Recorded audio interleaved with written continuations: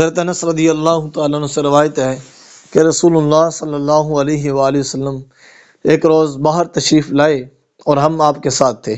آپ نے فرمایا ایک اونچا سا غبا دیکھا تو فرمایا یہ کیا ہے؟ آپ کے صحابہ نے عرض کیا یہ ایک انصاری شخص کا ہے۔ آپ خاموش ہو گئے اور اسے اپنے دل میں رکھا، حتیٰ کہ جب اس کا مالک آیا تو اس نے لوگوں کی موجودگی میں آپ کو سلام کیا، لیکن آپ نے اس سے اعراض کیا۔ اس نے کئی مرتبہ ایسے کیا حتیٰ کہ اس آدمی نے آپ میں ناراضی اور اپنے سے بے رخی پہچان لی۔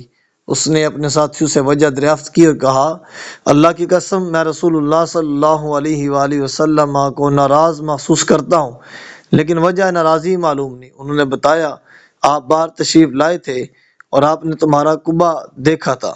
وہ آدمی اپنے قبے کی طرف گیا اور اسے گرا کر زمین کے برابر کر دیا۔ پھر ایک روز